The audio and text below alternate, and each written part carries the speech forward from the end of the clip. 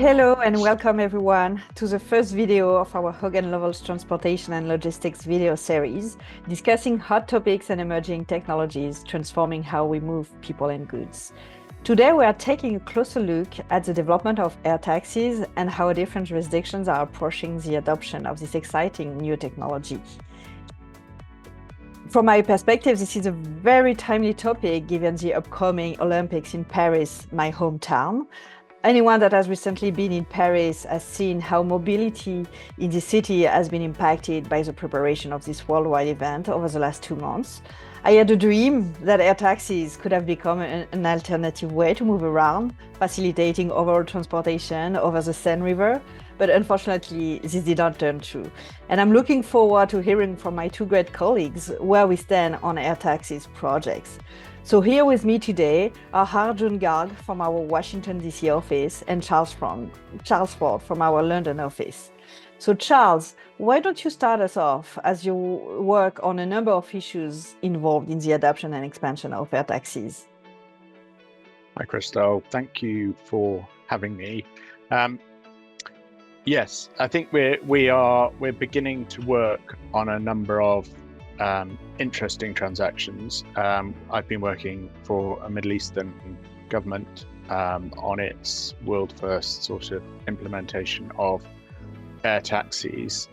So we are looking at some of the practical issues around how the technology is actually going to be delivered into real life. So I think from my perspective, what's really interesting is looking at this from a number of different perspectives: the perspective of the government, the manufacturers, the vertical developers, regulators, insurers, and airspace coordinators, to try and understand how we can put together a solution that actually works for the customers and works on an economic basis.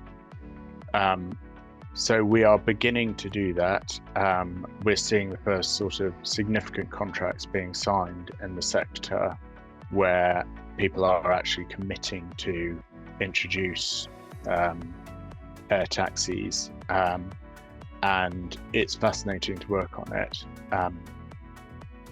I think that the opportunity is incredible, but trying to pull all of that together is quite complex and really plays into the strengths of a firm like Hogan Lovells, because we are able to see it from all of those different perspectives and put together something that will be deliverable.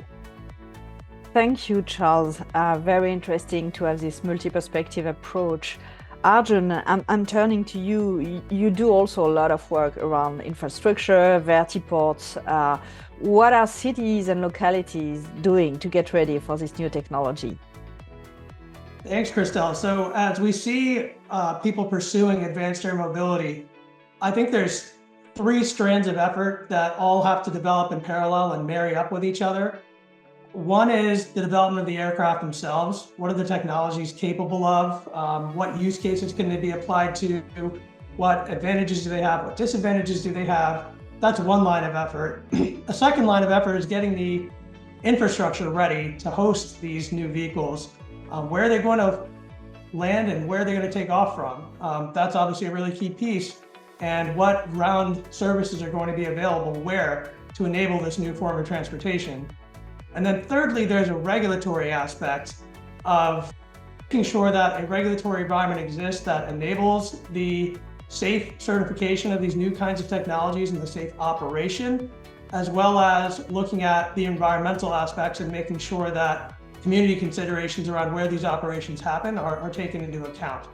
So all of those 3 efforts are moving in parallel. I think for cities and infrastructure and localities, they would be looking at infrastructure readiness in terms of things like charging stations. You're actually going to need significant amounts of power available to charge these vehicles on the ground if they're battery operated. Vertiports, you're going to need purpose-built ports where these things can take off and land. In many cases, other models might use existing infrastructure, an existing airport or existing helipad, but that's a decision that every operator in every jurisdiction will have to think about and make. Thirdly, you would need proper air traffic management in place so that multiple aircraft operating in a relatively small area will be able to operate safely with each other without having a conflict. The community engagement aspect is also quite important. One of the big attractions of advanced air mobility is these vehicles may present a much lower noise profile than we're used to with other kinds of aircraft, which is a great thing, but communities would need to get used to having these vehicles flying in places they haven't been before and coming to accept the levels of noise involved and the traffic involved. And that will require community engagement. And so those are kinds of efforts that we see cities and localities undertaking right now. Thanks, Arjun. This is a very clear, I think, overview of the different layers, and it helps me understand better why it was not possible to turn into reality the plan to have electric flying taxis in Paris this year. But I understand the idea has not been abandoned and that we could see that in Los Angeles for the 2028 Olympics. So we'll see. But thank you both for joining today.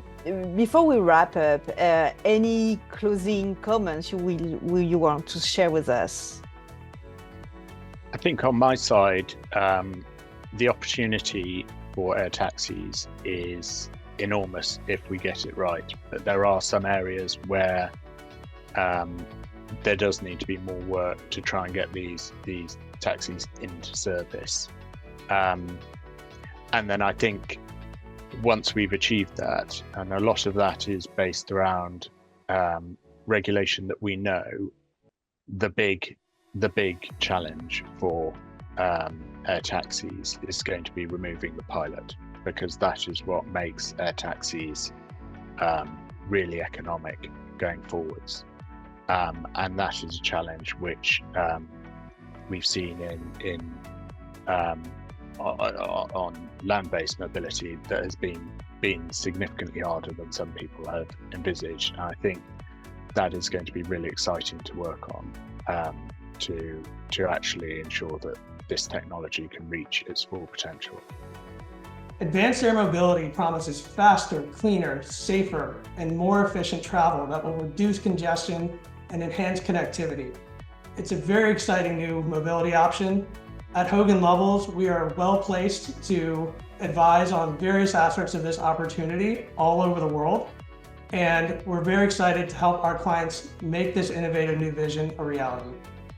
Thank you very much to both of you. That is all for today.